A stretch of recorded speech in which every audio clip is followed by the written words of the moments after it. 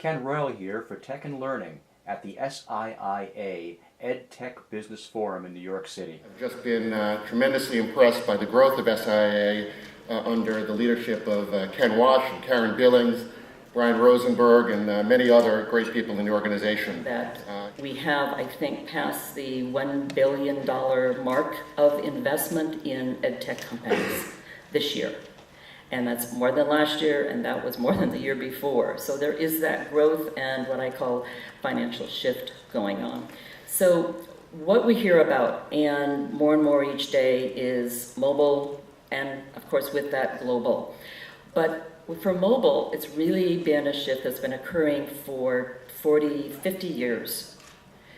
Having taught with IBM 360s, mainframe machines, and what we've seen over the decades is technology has gotten smaller, faster, cheaper, and then smaller, faster, cheaper, and then things that we can now fit in a pocket that used to take rooms. With that, of course, the global environment. With that, the chance to do online learning, whether it's an APU or many of the different online courses, schools, providers that are happening.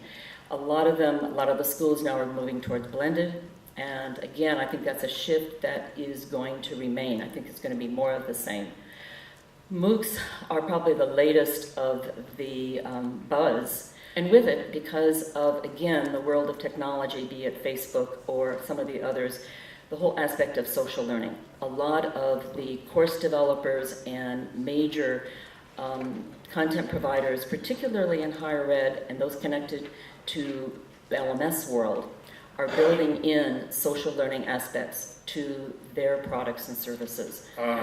Big news this year was spending on testing and assessment. Huge news.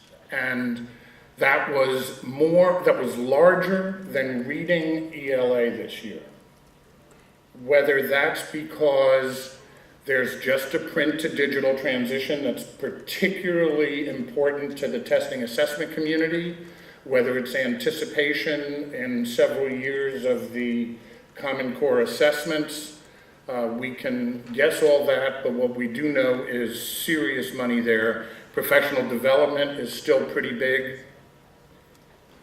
And finally, the administrative and IT categories, SIS class scheduling was number one.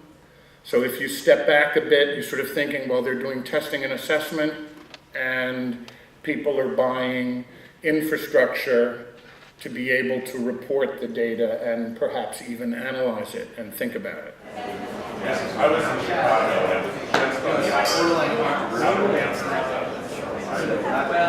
Clever began when I realized every time we add software to the classroom, we create more work for teachers. I want to change that. I was Mr. Carroll. I taught science to low-income students in Denver, Colorado. My middle schoolers had a wide range of abilities. Some could read at a college level. Others were reading at a third grade level. And it was really challenging for me as a teacher to meet all their needs. When you think about how we manage student accounts and student logins today, it's a little bit crazy.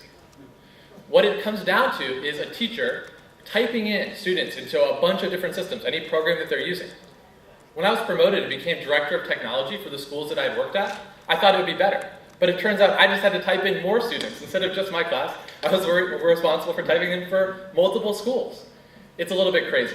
And when you think about where things are heading, schools today maybe use 4 or 5 different pieces of learning software. But they're heading in the direction of using 20, maybe even 50 pieces of software. You realize this isn't sustainable. So I went and I talked to vendors. We kept all of our student information in PowerSchool. Couldn't vendors just talk to PowerSchool and get the logins from there? It seems so simple. Vendors like you told me that it wasn't that simple. From there, because of the wide range of data and systems that schools used, vendors couldn't build deep integrations with every system out there. So they said, sorry, Dan, we can't connect the way that you're hoping. And that's when I realized there was an opportunity for Clever. What Clever does is it sits in the middle, in between applications and the data systems that schools use.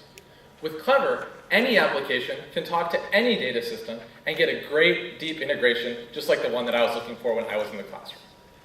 If you're a school, it takes just 5 minutes to sign up for Clever and get started with an application.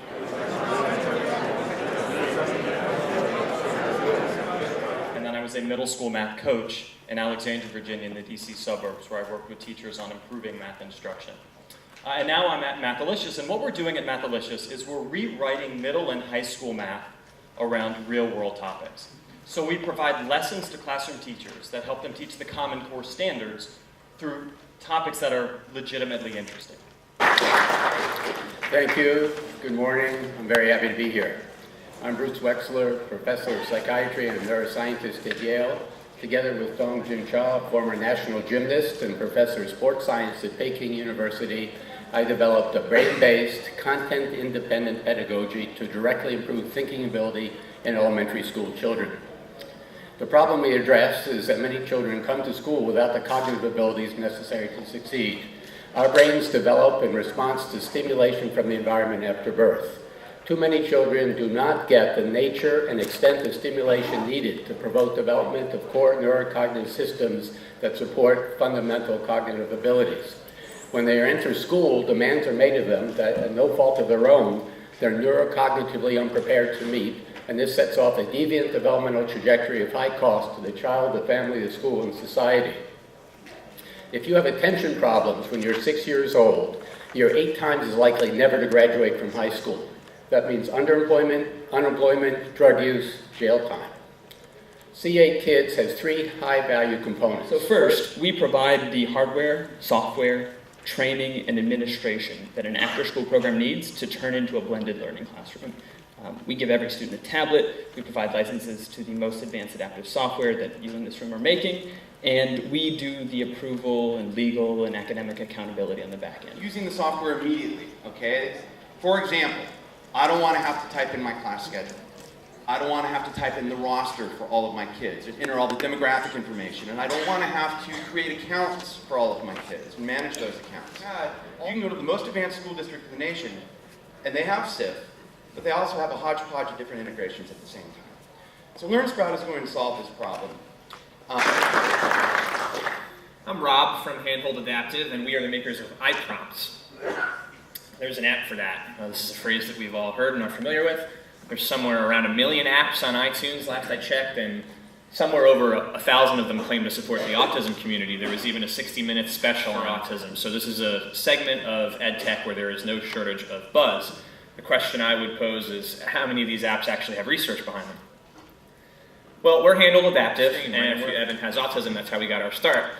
And we designed iPrompts, which is our first application for him. And now iPrompts has more than 12,000 paid users and is actually backed by peer-reviewed research, which is funded by the U.S. Department of Education's IES SBIR program. So what is iPrompts?